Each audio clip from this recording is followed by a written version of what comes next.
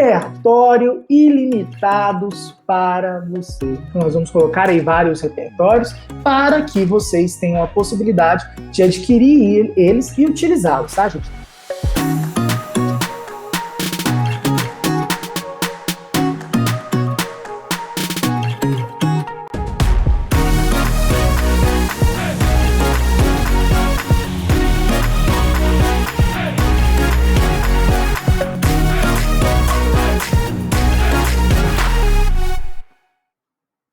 Nossa, eu fico aqui dançando essa musiquinha, viu? Vi que vocês estão aí todos comentando aí sobre a musiquinha também, né? Gente, como é que a aula vai funcionar hoje? Trouxe vários repertórios, mas claro, eu tinha tanto repertório no e-book que eu tinha, né? Que eu falei assim, nossa, eu vou ter que diminuir aqui um pouco. Então eu trouxe 3 eixos temáticos hoje. Saúde, cultura e segurança, educação, não sei, não lembro mais, acho que foram 4. E se vocês gostarem dessa aula de hoje, a gente faz em agosto, porque hoje é a nossa última mentoria 920+, deste semestre. Então, se vocês quiserem a parte 2 dessa aula, quiserem mais repertório, tem muito guardado para a gente ter mais uma aula no próximo semestre, tá? Mas por hoje, eu tive que dividir para caber aqui, né, nessa aula, porque são repertórios demais. E a ideia é que são repertórios mais universais, ou seja, vocês vão ter mais facilidade de utilizá-los na redação. Então, o que vocês vão fazer? Vocês vão tirar o print, ou então vocês vão copiar aí, né, na planilha de vocês de repertório, que eu já passei para muitos de vocês. Para quem eu não passei, eu já não tenho mais acesso a essa planilha, então eu não vou passar mais, porque ela não existe, não está mais comigo. Mas quem tem essa planilha, coloca nessa planilha, e quem não tem, faz uma planilha, ou então copia aí no seu caderninho de repertórios para a gente segurar aí essa onda. Vamos lá, gente, ó. Bora estudar aqui, então. Repertório ilimitados para você. Gente, aqui, vocês podem perceber pela audiência da aula, geralmente é uma aula muito, como que eu vou dizer? É uma aula muito vista, né, por todos vocês. O que acontece? Muita gente, não estou falando que algum de vocês é assim, tá? Mas muita gente tem uma preocupação seletiva com redação. E essa preocupação seletiva com redação está absolutamente ligada à falta de repertórios. Ou seja, a pessoa acha que repertórios é o único problema dele, né?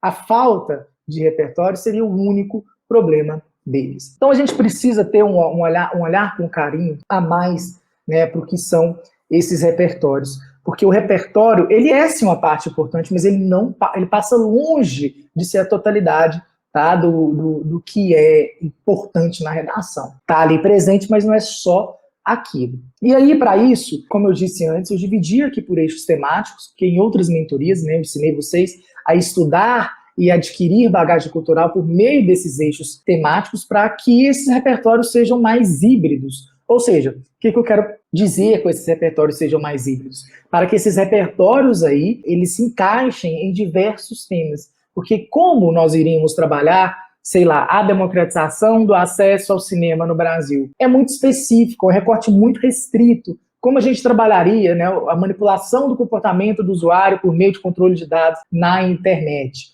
Como nós trabalharíamos o estigma associado às doenças mentais no Brasil? São temas muito específicos e para acertar é complicado. Mas, por exemplo, a gente trabalhou aqui vários repertórios de saúde mental. Inclusive, ano passado, a gente fez uma semana, né, de aulas, foram 10 horas de aula de redação. Nessas 10 horas de aulas de redação, eu mostrei para vocês vários repertórios que poderiam ser utilizados, inclusive, no tema daquele ano no Enem, sobre saúde mental. Então, a ideia é meio que repetir aquele esquema. Por quê? Porque funcionou muito bem. Nós acertamos, não é que eu tenha acertado o tema, mas os repertórios que eu dei funcionavam naquele tema específico. Então, muita gente me falou, Balt, eu usei aqueles repertórios e deu muito bom. Então, é isso que nós iremos fazer hoje. Nós vamos colocar aí vários eixos temáticos, nós vamos colocar aí vários repertórios para que vocês tenham a possibilidade de adquirir eles e utilizá-los, tá, gente? Então, a ideia é colocar em prática, mas nunca pesquisar antes. Então, a primeira coisa que eu queria desmistificar aqui é essa relação entre repertório e argumento. Muito cuidado com isso, tá? São duas coisas distintas. Estão ali mais ou menos no mesmo campo semântico, né? Mas são duas coisas distintas quando se pensa em argumentação. Argumento é aquela ideia central do seu parágrafo para você persuadir a pessoa que está lendo. É isso que se trata, né? O texto dissertativo argumentativo. Então, por exemplo, Um argumento seria, vamos pensar em um tema aqui, a persistência da fome no Brasil. É um tema que nós estamos trabalhando aí já há algum tempo, né, para exemplificar, então muita gente já vai estar mais ciente, né, desse tema aí sobre várias coisas. Então, um argumento aqui seria, né, ligado àqueles tipos de tese que a gente escolhe para basear essa argumentação. Então, um argumento aqui seria, por exemplo, a causa desse tema, por exemplo, a desigualdade social, isso aqui é um argumento.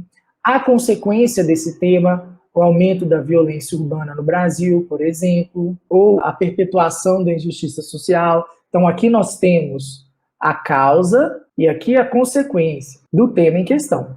Perfeito? Então, aqui, isso é o argumento, gente, pelo amor de Deus. Então, quando a gente fala de argumento, são esses aqui, ó. São esses argumentos que a gente trabalha no nosso texto. E o repertório? O repertório são as áreas do conhecimento que a gente usa, sejam elas quais forem, para justificar, comprovar, exemplificar, comparar esses argumentos, né? Então, são aqui a ponta do iceberg. Por exemplo, a gente usa aqui para exemplificar essa desigualdade social ou para dar a origem, né, para aprofundar sobre esse conceito, a gente poderia utilizar, sei lá, uns dados estatísticos, dizendo que o Brasil é o 9º maior país em desigualdade social. Utilizamos esse dado aqui, né? Então, esse dado aqui é o repertório. Então, perceba que estão aí, de fato, né, conectados de alguma forma, mas não é apenas, o argumento não é sinônimo de repertório. Então, são coisas distintas. Tudo isso certo? Porque quando a gente fala escolha o argumento 1 e o argumento 2, muita gente acha que são repertórios, e não confundam as nomenclaturas. Repertório foi um termo que surgiu aí com o Enem, que ele veio trazendo esse termo, dando força a esse termo, para a gente identificar alguma coisa que comprove, aprofunde ou mostre aquilo que a gente está falando, seja da área cultural ou científica, beleza? E a nomenclatura toda, é claro, é um repertório sociocultural, né? Lembrando da aula passada, estudar por eixos temáticos. Temos eixos de educação, temos eixos de cultura, temos eixos de segurança, saúde, etc. E tudo isso a gente vai ver hoje. Eu escolhi apenas alguns eixos para a gente trabalhar aqui hoje, porque são muitos repertórios, tá? São muitos eixos. Então, separei aqui mais ou menos alguns que a gente pode utilizar em alguns eixos importantes. Mas, como eu disse, se vocês quiserem a continuação dessa aula, falem aí para mim que a gente começa o segundo semestre com a continuação dessa aula aqui. Opa, tudo bem? Aqui é o Balt, você está assistindo o resumo de uma mentoria maravilhosa que acontece aqui no quadro. Essa mentoria tem o interesse, né, de melhorar o processo de aprendizagem de uma disciplina muito importante, como a redação. Então, o que eu aconselho para você? Aconselho que você fique atento ou fique atenta nos horários que essa mentoria acontece ao vivo, para você poder conversar comigo e poder, é claro, tirar suas dúvidas. Bom vídeo! Então, bora lá! Bom, gente, trouxe aqui um repertório, né, do Confúcio, que é um pensador chinês aí muito antigo, né? E ele traz uma citação que ela pode ser utilizada em diversos temas, né? Olha aí, por exemplo, o homem joga a sua saúde fora para conseguir dinheiro, depois usa o dinheiro para reconquistá-la. Então perceba que essa citação aí, ela pode ser utilizada em diversos temas. Por exemplo, podemos utilizar aqui para falar sobre o excesso de trabalho, ligando aqui a burnout, diversos eixos temáticos, diversos recortes temáticos aí quando a gente pensa em saúde, né? Viver para trabalhar ou trabalhar para viver, foi um tema da FUVEST algumas semanas atrás. Aí tá vendo? Poderíamos utilizá-lo também. Balt, a citação indireta é mais recomendada que a citação direta, por ser um pouco mais manjada e repetitiva, ou não tem nada a ver? Eu gosto sempre de citação indireta, tá? Citação indireta para mim é melhor, por quê? Porque a gente precisa decorar a frase, a palavra, daquele pensador, daquele filósofo, enfim, aquela pessoa que você citar, e você consegue resumir, às vezes, aquela ideia com mais simplicidade, né? Às vezes você consegue ganhar espaço e direcionar o que importa naquela citação para aquilo que você está dizendo. Então, eu gosto muito de citação indireta, tá? Balt, como eu usaria a citação do Confúcio sem deixar essa solta? Pois a maioria das vezes que uso alguns pensadores, corretores dizem que faltou desenvolver mais. De acordo com Confúcio, mostra de onde ele vem, né? Pensador e filósofo chinês, um homem extrai a sua saúde para conseguir dinheiro e depois precisa reconquistá-la com o bem que estava buscando. Portanto, é preciso entender que essa citação, que esse pensamento está diretamente ligado ao tema, sei lá, excesso de trabalho, efeitos do excesso de trabalho na sociedade atual, pois percebemos que um dos males do excesso de trabalho é parará. Pronto. Diz quem é o citado, quem é a pessoa que você está citando, quem é a autoridade, fala qual é a citação, desenvolve ela, ligando ela àquilo que você está querendo dizer, e depois faz o fechamento do seu texto, tá? Saúde, isso aqui, ó, qualquer tema, deixa eu ver lá, saúde, pode colocar que vai dar certo. Organização Mundial da Saúde. Saúde é o estado de completo bem-estar físico, mental e social, não somente a ausência de doenças, né? Aqui é a definição de saúde pela Organização Mundial da Saúde. E aí nós poderíamos fazer uma citação direta com isso. Saúde não é somente a ausência de doenças, de acordo com a OMS. Tá vendo?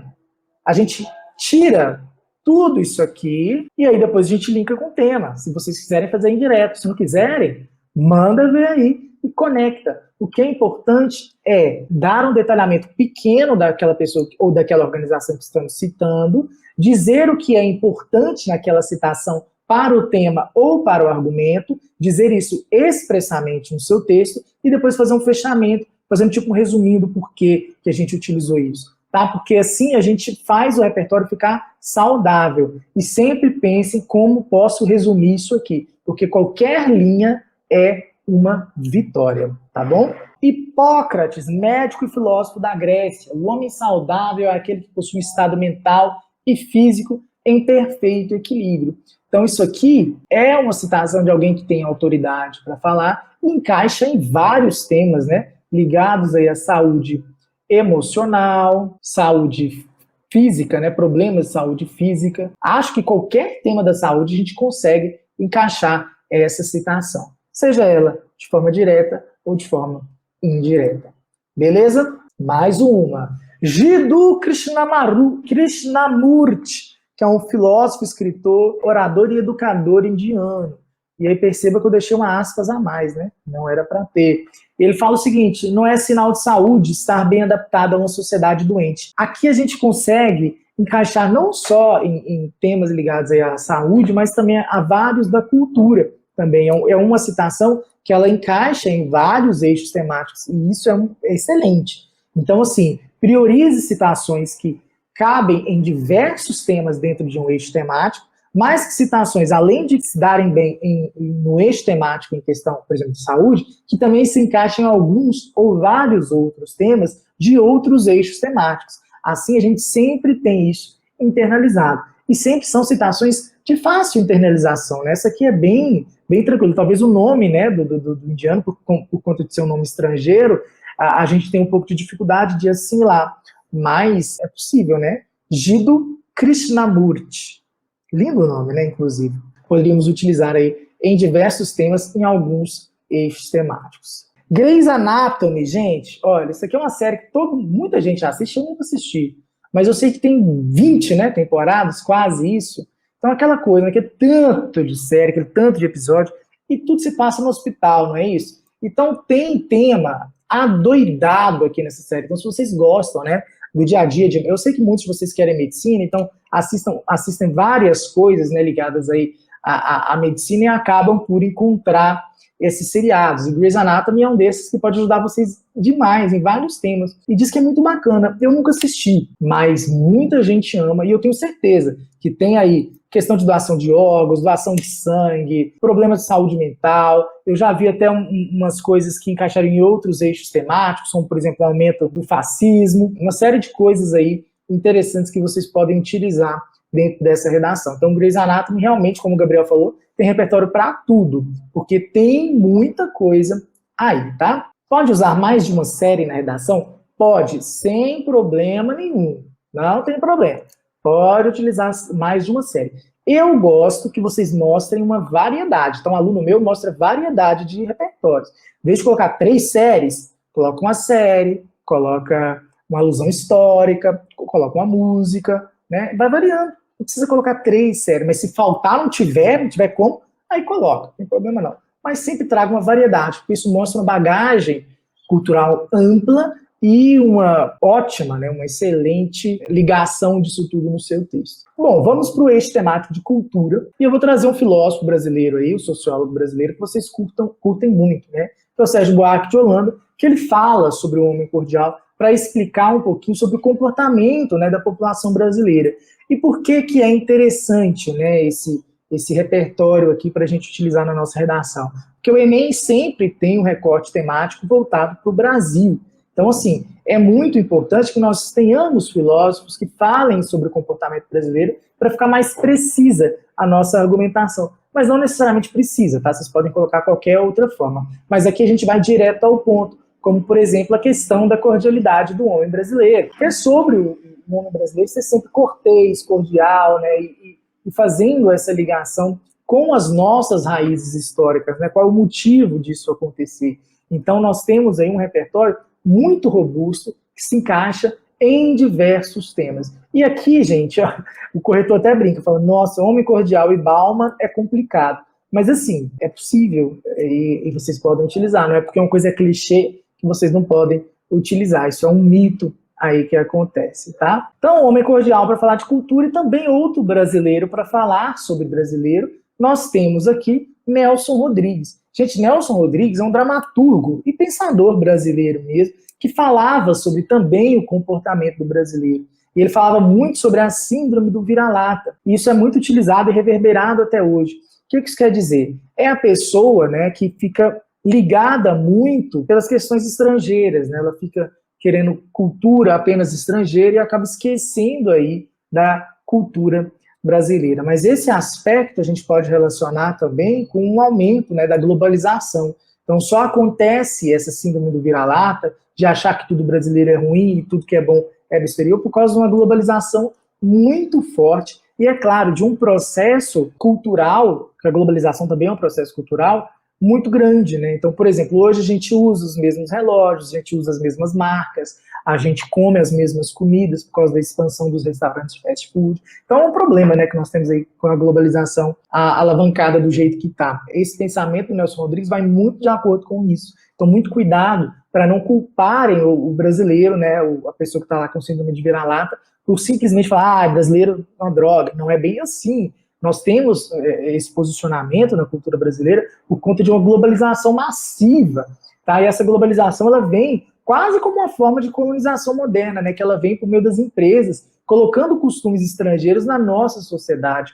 Então, como eu disse, hoje ninguém mais veste a mesma, ninguém mais tem aí, por exemplo, trajes tradicionais de países, né? Isso está ligado, isso vai muito para culturas mais do interior. Se a gente vai numa capital, se a gente vai numa cidade, entre aspas, desenvolvida, as pessoas estão se comportando do mesmo jeito que lá em Nova York, que lá em Milão, que lá em Paris. Então, são as mesmas roupas, são os mesmos tênis, são as mesmas comidas, são os mesmos relógios, são os mesmos óculos, e aí nós temos um comportamento globalizado que fere aí a cultura brasileira. Então, o Nelson Rodrigues está mais para essa onda do que para falar, o brasileiro é o brasileiro, síndrome do vira-lata, tá lá, ó, lambendo as botas dos americanos.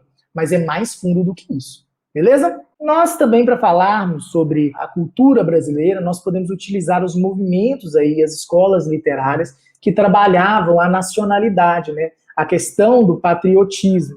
Então, esse patriotismo, ou melhor, né, o nacionalismo, nós precisamos entender aí como ferramentas importantes daquilo que a gente está discutindo aqui, né? Ou seja, sobre o quanto a cultura brasileira é importante em um movimento que queria mostrar para essa sociedade a valorização da cultura local.